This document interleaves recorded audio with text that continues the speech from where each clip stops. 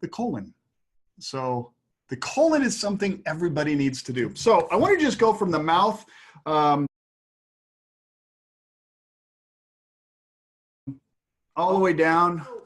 Digestion starts in the mouth. Okay, so this is why I've always told you, when you ask me any questions, I say what? Chew your food 30 times per bite. This is very important. You have four saliva glands in your mouth, and you produced about 0.7 to 1 liter of saliva a day. Did you know that? Isn't that fascinating? That's a lot of saliva, isn't it? There's a reason there's a lot of saliva. So there's 4 of them. And so this is why I always say you need to drink your food and chew your drink. You need to chew your food 30 times per bite. My kids used to ask me, they said, do you count every time that you chew, that you eat? And I said, no, I've been doing it for so long that I just automatically chew my food very, very well. And as you understand this, as I go through this, you're going to understand this better, and you're going to say, okay, that makes sense. That's why he's telling me to chew my food 30 times per bite. We're talking about the mouth. We're going to go through the whole digestive process, okay? So we're going to talk in the mouth. We're going to chew the food 30 times per bite. We've got 4 saliva glands, and we produce 0.7 to 1 liter of saliva per day. Now, saliva carries calcium hormones and some immune system stuff enter the saliva from the blood. And the saliva carries also painkillers. Did you know that? That saliva has painkillers in it, and that it's stronger than morphine. It's opiofen, if I say it right, opiofen. And now the saliva, it doesn't have enough that you're going to get all dazed and crazy on it. So you're not going to go, woo, I'm stoned on my own saliva. But saliva kills bacteria, but it keeps good bacteria in your mouth, a certain amount of benign bacteria in your mouth, because it has to, right? And so we keep a small amount of good bacteria, and then you have this ring of immune system in the back of your throat. Did you know that? See, you have the ones that everybody wants to cut out of you, right? And then you have the 2 that they can't cut out that are connected to your tongue. It's a good thing that they can't cut those out. And you get to keep those, but I have all mine, and which is a good thing. And that is your immune ring. So everything that passes by there has sensories going, hey, is there something going on? If there's something bad in here, right? So the tissues encircle our entire throat. Pretty cool. It's almost like it was well thought out, isn't it? And then it goes down the esophagus, which is that long thing that goes down there. And it enters the stomach from the right-hand side. It doesn't enter, like most people say, oh, it just enters the top of the stomach. Well, that would be a problem, because every time you walk, every time you talk, you double the amount of pressure on your colon. I mean, double the amount of pressure on your stomach. So walking, you're like, and just doing that. Now, when you laugh or cough, it's like 4 times the amount. So you're on there. So it's a good thing that it's entering from the right, or you'd be popping things back out all the time. It'd be going through that sphincter all the time. So it doesn't, it enters from the right, which here's a little helpfulness. So the esophagus goes down, and it keeps the gastric juice in the tummy, okay? So it doesn't explode out every time you laugh or cough, although some people have puked from laughing so hard. The liquid flows through the right-hand side, right into the, so it flows in there, right? So everything comes down, goes in the right-hand side. This is why it's better to lay on your left-hand side. So if you can imagine, so that is sticking up. So gases, like burping, right, which is abbreviation of burbulation. Burbulation is the transfer of gases from different levels in your digestive tract, okay, or in your stomach. So that's burbulation. And that's where burp comes from, I believe. And that's just me putting that together. I haven't found anything on it. And so you have this, when you're laying on that side, then you don't have the liquid pushing back up through your sphincter. Does that make sense? So that's helpful. If you're having that problem, then, and more than likely if people chomp, chomp, swallow, you know, have you ever seen people eat like this? Gassy for the next 3 hours. That makes sense when you think about what's happening. As you chew, we masticate, make into small particles. Their chomp, chomp, swallow is making into large particles, which large particles need more gastric juices to break it down in the stomach. So it goes into the stomach through the esophagus, right? You can lay on this side, release gases, or whatever your problem is. And the interesting thing about your stomach is it's like the Quasimodo of organs. It is really an interesting area. It has a small section, which when it comes in on the liquid flows into the right-hand side and then goes directly to the small intestines. So the liquid doesn't have to stay in the stomach too long because the body already knows, all right, direct that down in there, goes into the small intestines.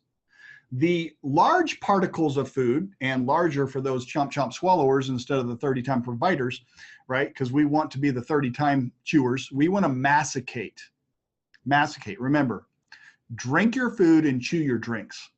That's an easy way to remember it, okay? Drink your food and chew your drinks, okay? So it goes in the small intestines, but then the food goes on the left side, and the food is pushed up against the wall and beaten up against the wall, so to speak, that it is smashed and thrown up against the wall until, because depending on how small you've masticated your food, it's going to break it down into the smaller particles, okay? Then it's going to go down and it's going to go past the liver, bile, and pancreatic fluids.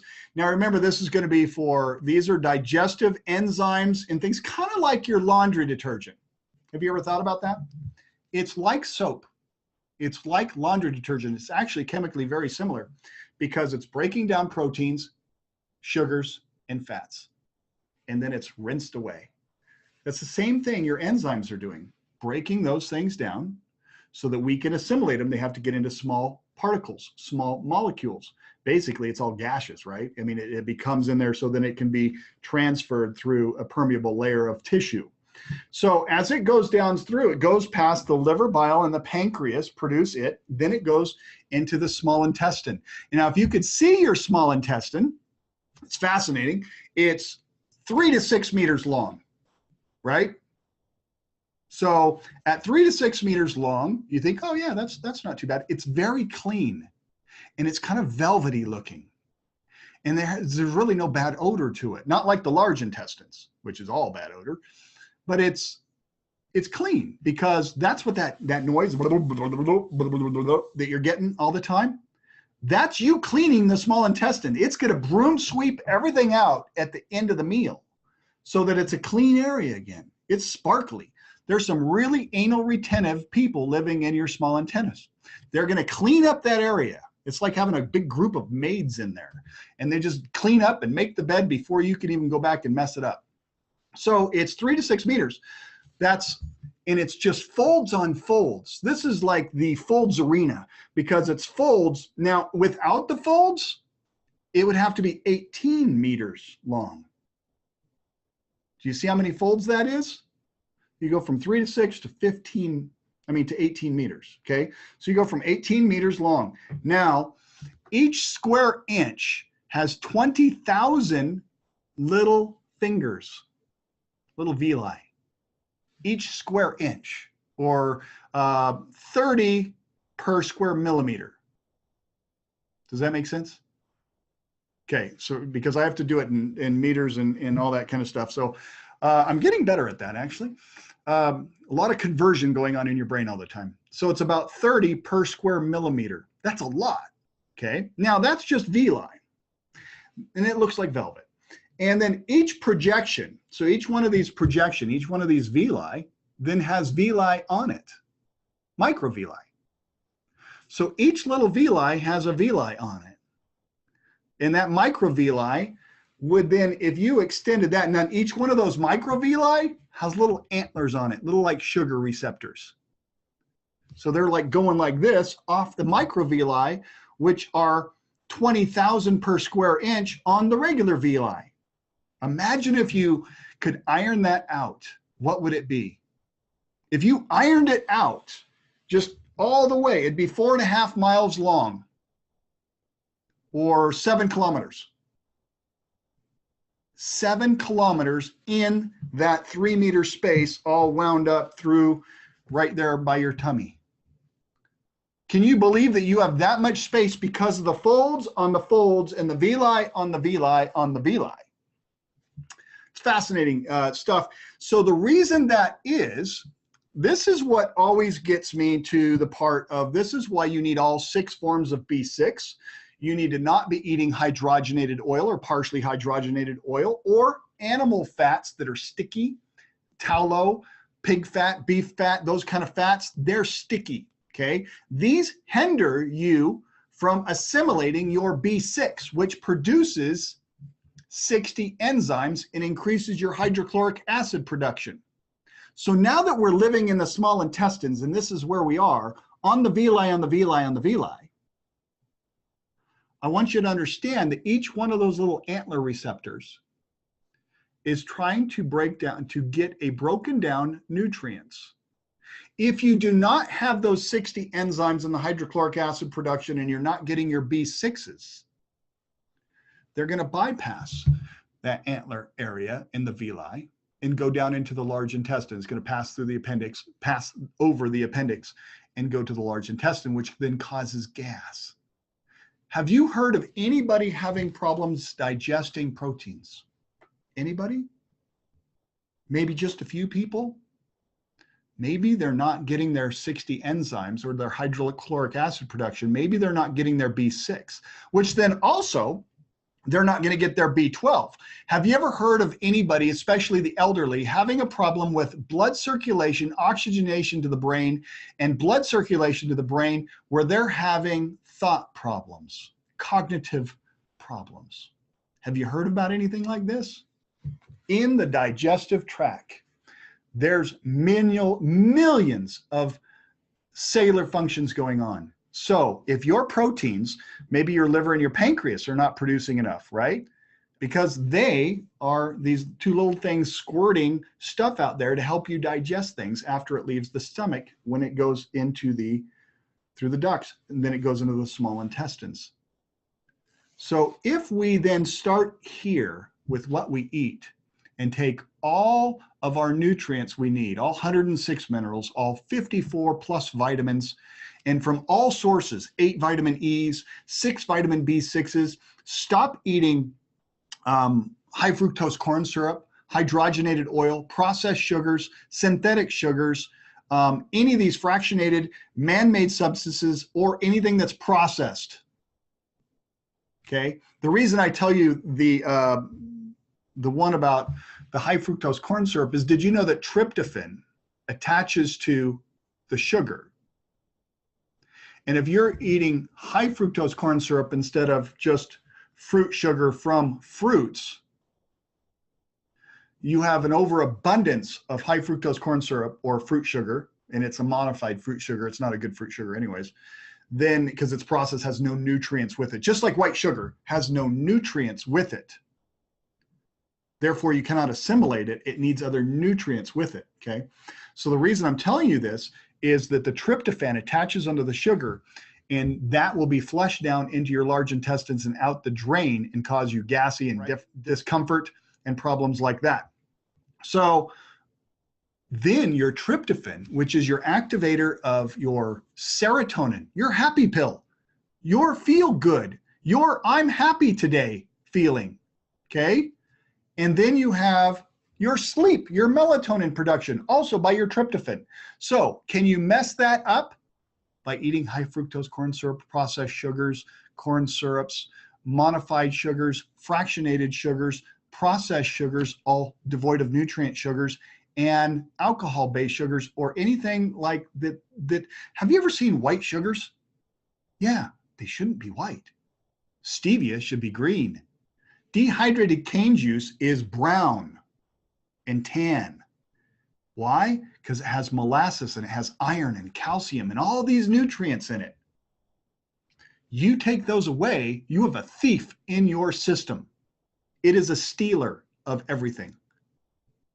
And now you're not going to have your tryptophan, which is your happy pill. And trust me, most people need their happy pill. Okay? And then we have our melatonin to help us sleep through the night. we're going to lose both of those. And if you don't have those 60 enzymes, you're not going to digest the proteins, foods. So as we're going through the small intestines and we're trying to figure out through that 7 kilometers of area, space, villi on villi on villi, when you do that and you have this each villi has a blood vessel in it, okay? So each little villi, when we get on the villi and the microvilli, they all have a little blood vessel in them. So that little blood vessel that is fed the broken down food goes through, right, through osmosis, through that permeable layer of tissue into the blood vessel, okay? And then it goes from the blood to the liver. This is the same thing it does in the large intestines. It goes from the blood to the liver. It cleans it. It checks it for any dirty toxins, dangerous substances, something that's not normal for us to eat, right? Maybe synthetics, things that we're not supposed to eat, heavy metals, synthetics, things that aren't made for man, not made for our stuff. So those are going to go through, and that blood from the villi is going to go to the liver.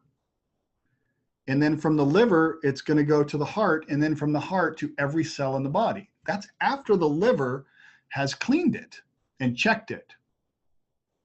Toxins, bad things. Now, that's good unless you're eating bad things.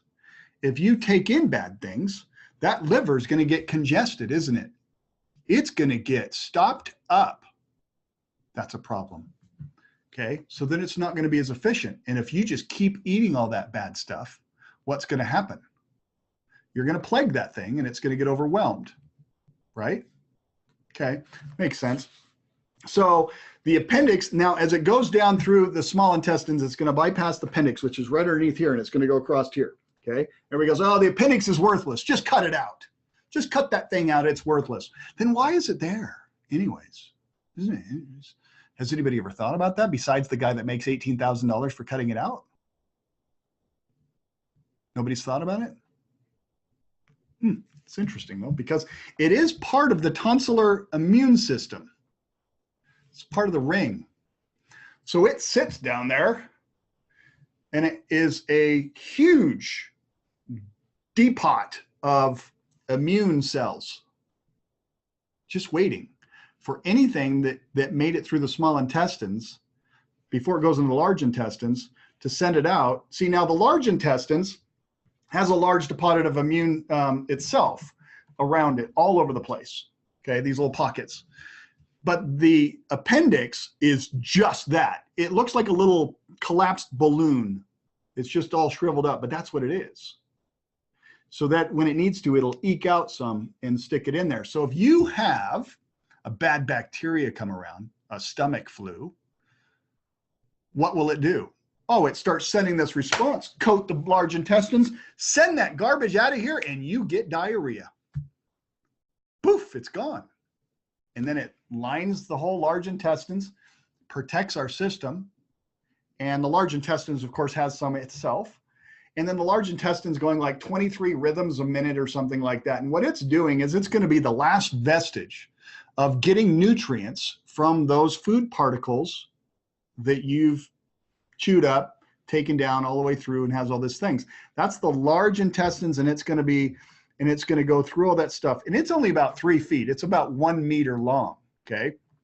And it's the final extraction of any remaining nutrients. And it does it in a completely different way.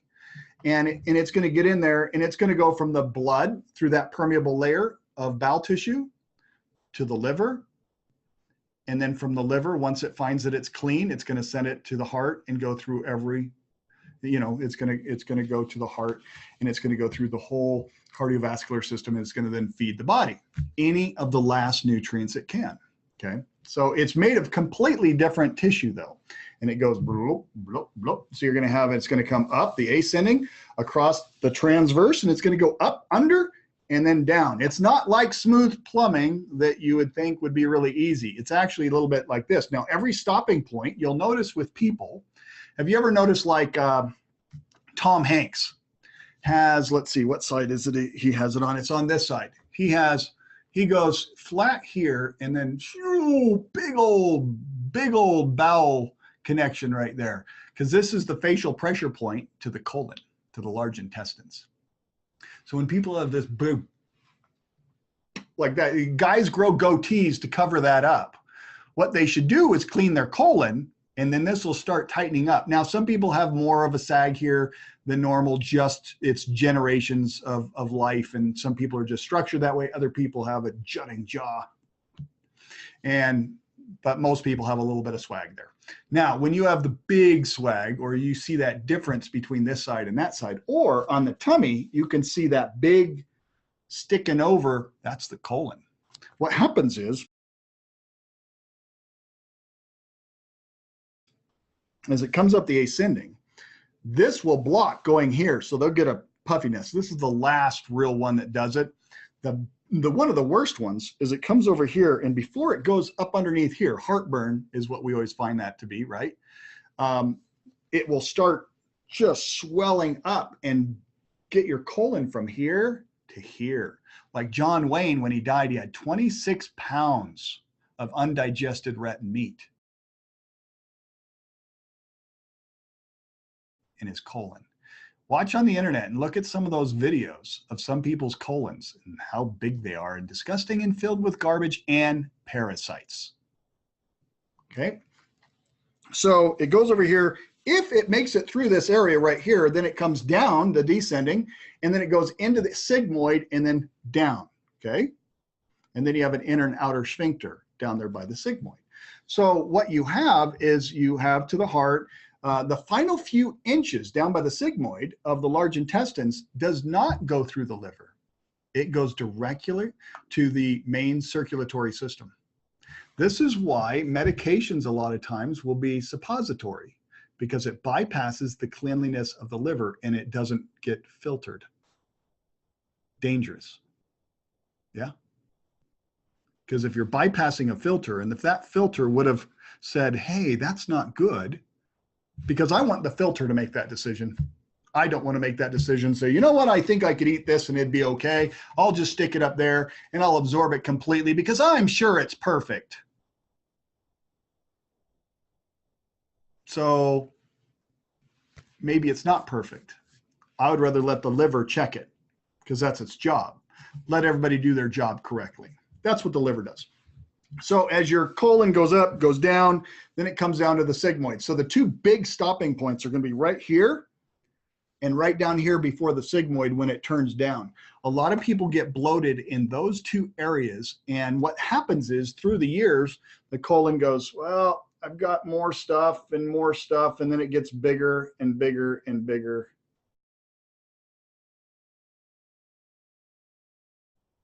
And bigger. And then you see those people with the big colon. And so they have this big colon protruding here. And it's like a big medicine ball or a basketball underneath the skin. I noticed this with my father is when he would sit up wearing a t-shirt, I could see his muscles, but yet you had this colon, right? So Dad, that's not fat. That's your colon. No, it's fat, but I've been running and doing this and doing that, and I'm trying to lose it. No, it's the colon. You have such impacted crap in there, or whatever it is, that it stretched you out. And I remember watching a guy in 3 days lose 18 inches and around the waist and about 22 pounds of fecal matter in 3 days. By taking the right amount of stuff to evacuate the colon. Isn't that a fascinating thing? And you know what he told me? He goes, yeah, I've gone to the bathroom like 6 times a day. Where's all this stuff coming from? That's a crazy amount when you think about it. So that's the colon. That's why the colon formula is probably our second best-selling product.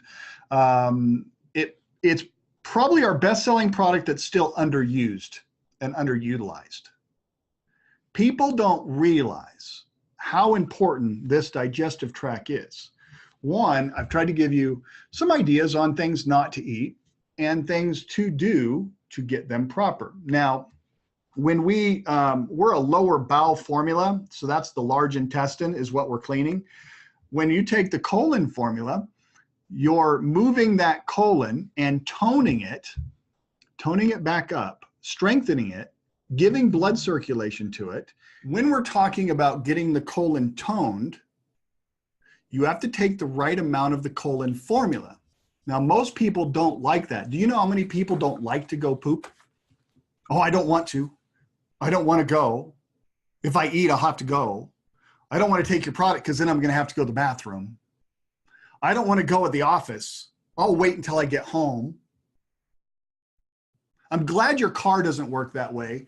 Just keeping all that exhaust in a box. And then when you get home, you can let it out.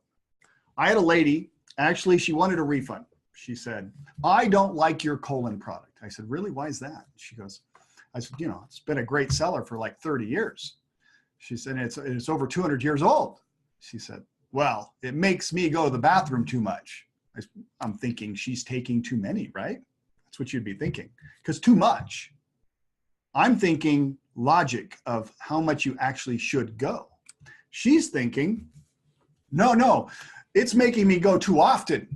I go twice per week. Well, first she said, I go twice. I said, well, twice per day is not bad. You should probably go for every meal you eat. She goes, no, twice per week. I said, twice per week? I said, do you eat all week long? And she goes, yeah. And I said, where do you think that's going? Well, I don't know. You're storing it in a 98.6 degree fermented toxic area that's expanding your colon. She goes, well, I used to go to the bathroom once a week, and now I go twice a week on your product because I'll take it on the weekend. So I said, so you're taking my product on the weekend? Yeah, because I don't want to go at the office. I'm making light of this, but it will be effective on multiple people because of the principle. So I said, well, that's fine. I'll refund your money. But I think it's ridiculous. And I said, but let me ask you a question, final. What are you going to do with the extra fecal matter that you used to be getting rid of on my product? And now you're going to go back to half that amount. She goes, no more. It's more like a third of what I used to go about a third of what your product would make me go. I said, okay, so you're going to have 2/3 extra fecal matter. What are you going to do with it? Are you storing it? Are you like a kangaroo? You have an extra pouch for your colon? I mean, think about it. What are you doing with it? It's poop. You got poop. The amount of poop that went in the toilet, you don't want to leave your body. You want to keep it inside your body instead of seeing it in the toilet.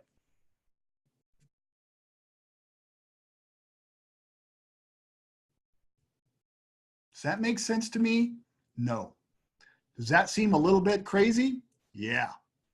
I think that's insane.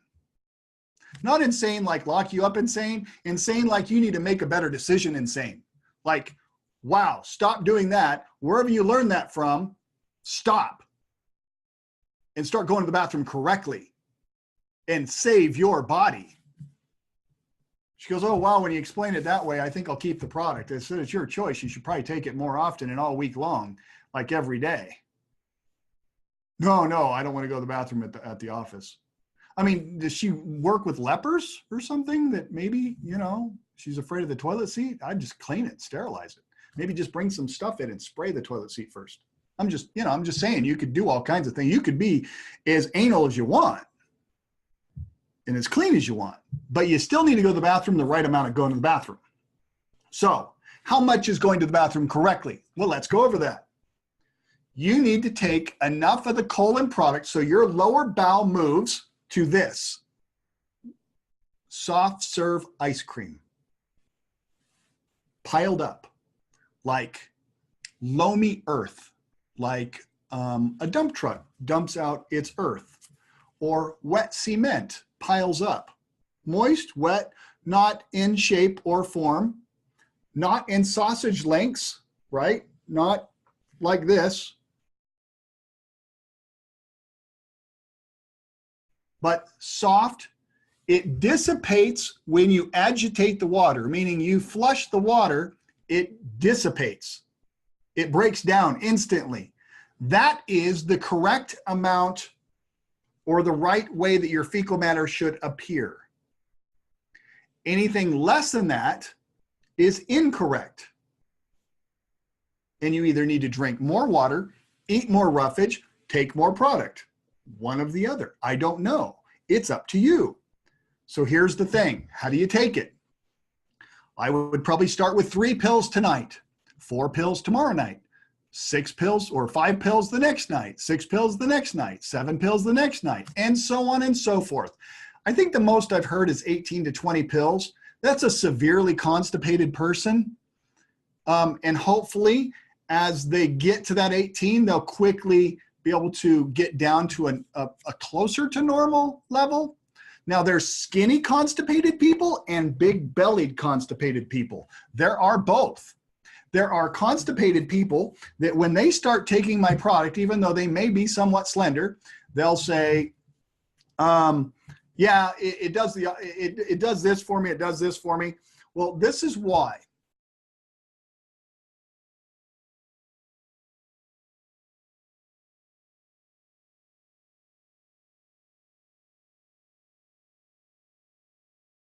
Sometimes by activating that large intestine, you'll get fecal matter to come off the wall so much faster that will actually stuff you up more, and you'll think that wait a minute, this isn't working for me. It actually is. It's just that you are getting more off the wall faster than what you thought, and it's going to have a reverse effect. Some people are so constipated that only liquid comes out of their bowels because it's all adding to the drain pipe. That happens too. So you have to be conscious of this, that all we're doing is moving and toning the colon. There's no way it can do something wrong for you. It can only do something right for you. Does that make sense? It's impossible for it to constipate you. Think about it. It's moving your colon. It's toning the colon wall. It is, well, it kills gram-negative, gram-positive bacteria. It increases blood flow to the bowel wall. It tones it. It lubricates bile ducts. It lubricates the ducts on the wall of the colon. So it's going to be a healthier immune system for your colon. Now, in the first part of taking this, could you have some backlash from doing that, from years of something else? Yes. Now, most people, 99.9% of them, have parasites as well, just so you know, typically in the large intestines and then throughout the whole body. And it's a fascinating thing. So it's impossible for that product to constipate you, even though I do hear that as a response sometimes. So I'm trying to give you a better response now, and you can take it for whatever it's worth, is by getting the body to move out the fecal matter. Sometimes the initial response for the first few months of that extra fecal matter coming out may seem the opposite of what you want. But after a while, you'll start cleaning better and getting better, and then it'll be more efficient, and then you'll be able to have those loamy bowel movements like we're talking about. Some people have so much fecal matter impacted that when they go to get a colonic, the colonics, now I've heard this, I've never had mine tested personally, but they'll test your fecal matter and say how long it's been in your colon. And I've heard people say, I had stuff in my colon for 36 years.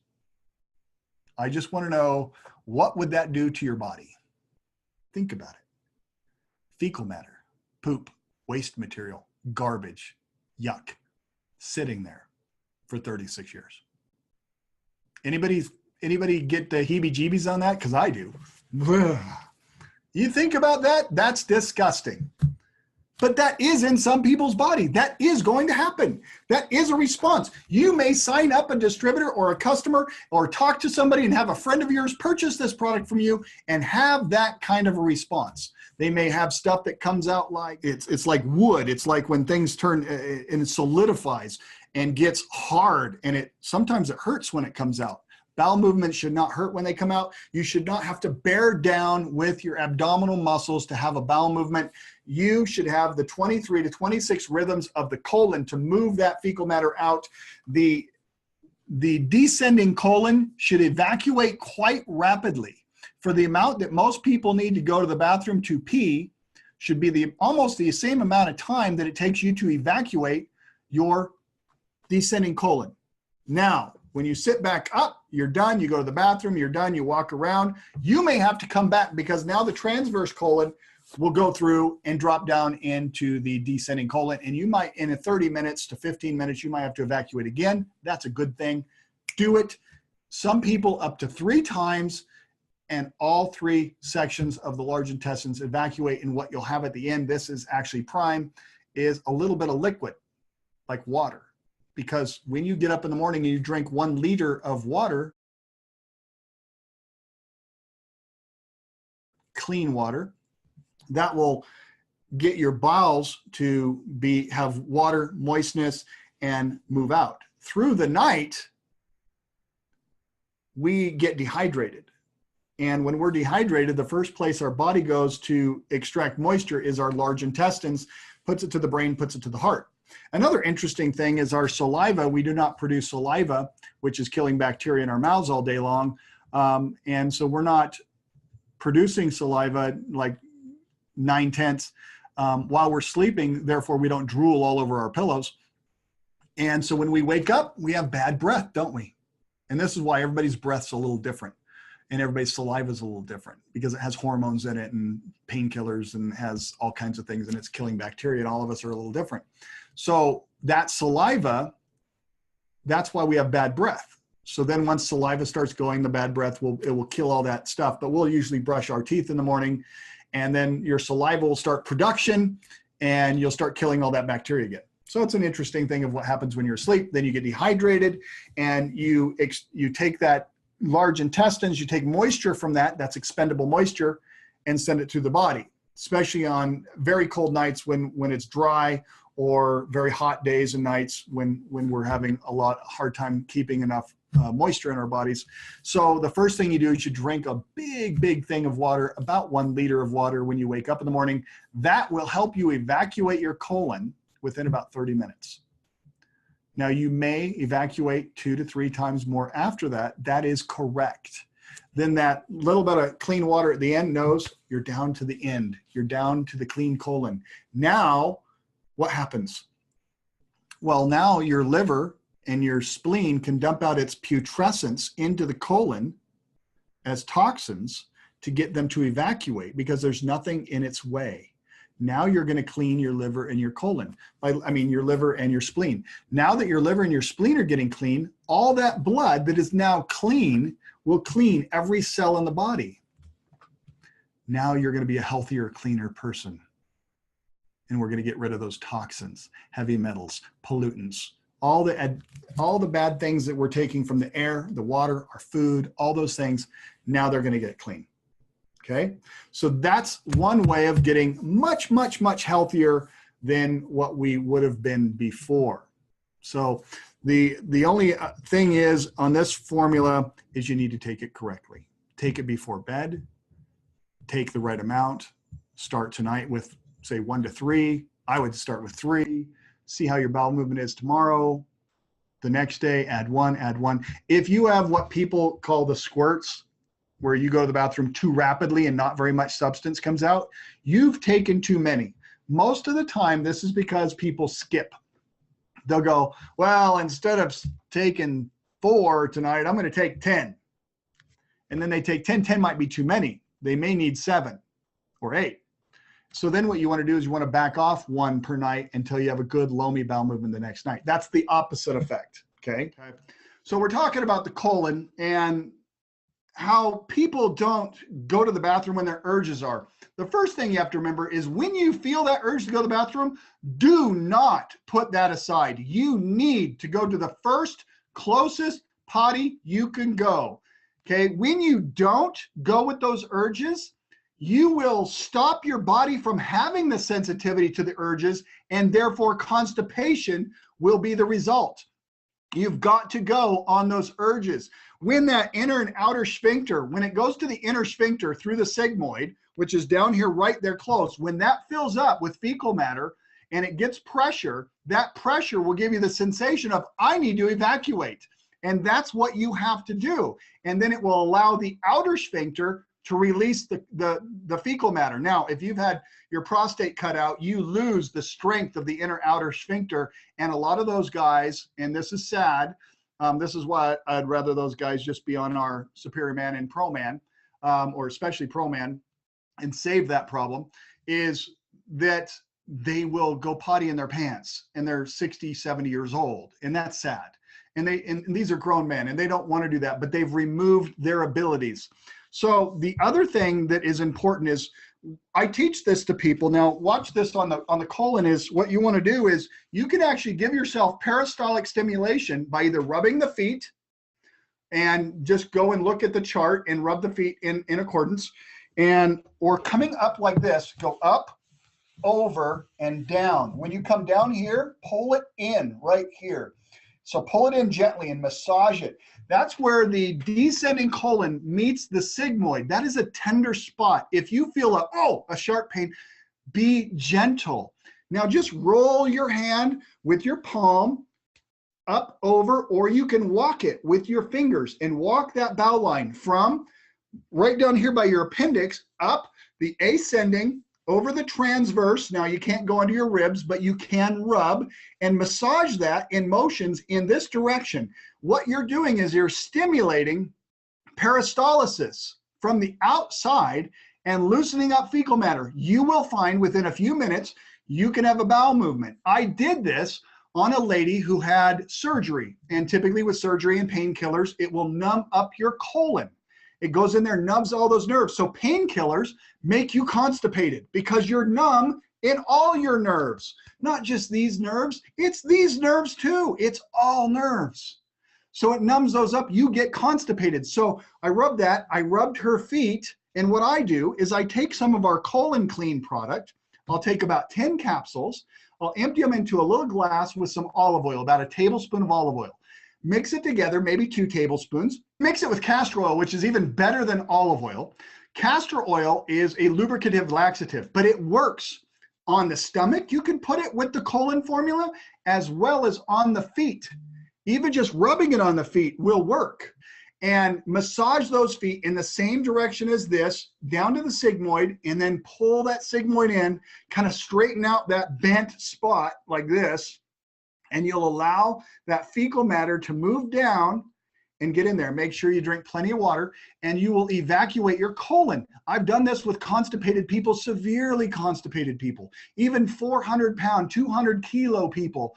I've massaged their feet. I've had them put it on their bowels, and it goes. That's a wonderful thing. The other thing is how the body likes to sit.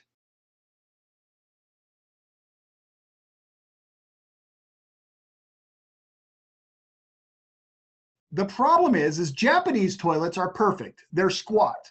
They squat, and in the squat, when you squat, you elongate the colon, the sigmoid, and everything, and it's just a straight line, and you evacuate. Our toilets, the British American toilets, which is where they're developed, but it's still, that toilet makes us have a hard time going to the bathroom. So we evacuate like 20 to 30% less in a sitting position than you do in a squatting position. So you can buy one of those things called a squatty potty that sits underneath your toilet, or you can just build a little platform or buy a little stool. You know, one of those kids' step stools works perfect. And then have your feet up so your knees are up. So you're like you're squatting, and you will go to the bathroom so much better. And you'll notice about a 20 or more % evacuation rate rather than sitting, which is not good. The other thing is people bend over like this, and that's hard. Don't squeeze down with your abdominal tissue. This is why children that are not breastfed have hernias.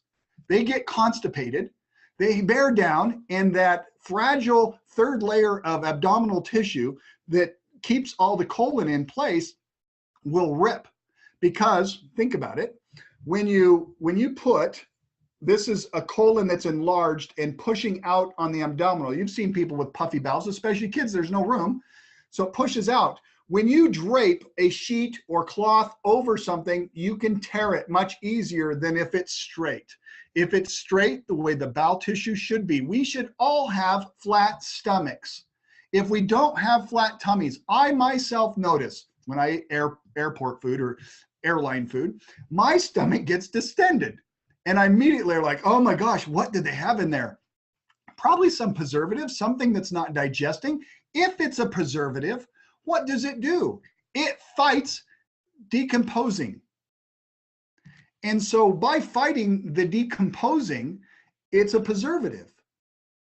Your body then fights to digest it and break it down. That's your body's order of execution, is to break things down. By putting preservatives into it is like those vitamin pills that all the guys with septic tanks say, yeah, I know what kind of vitamins don't work. Really? How do you know? He goes, because the name's still on the pill. They don't break down. They're shellacked. They're lacquered. It's the same thing as those bad foods, and we don't digest them. If you're not taking the greens and you're not producing the 60 different enzymes by taking the greens, just from the matter of 6B6s you get in the greens, and you're not having the increase of hydrochloric acid by taking the greens, you're not digesting your sugars, fats, and proteins the same, you can have more of a bloated bowel. Try it. Try the product. Use the product. It will aid you in your digestion, even though the greens is not a digestion product. The colon is to move the lower bowels, but we need to remember we all have stuff stopped up for years before you guys were on these great products. We have to fight that battle. So what do? We massage the colon. If you're feeling constipated because you went out to dinner with somebody and you didn't eat as healthy as what you think you should, which is probably true, then massage that colon this way.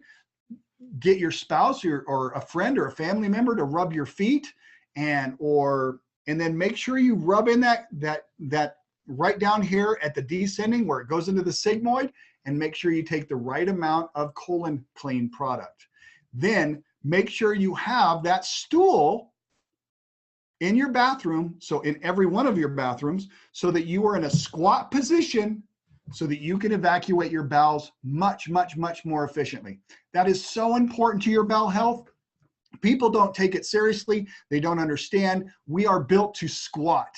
The Asians, they squat. Their toilets are just a little hole in the ground. I know that's unattractive. It looks much better to have our big, beautiful toilets, but they're much worse for you.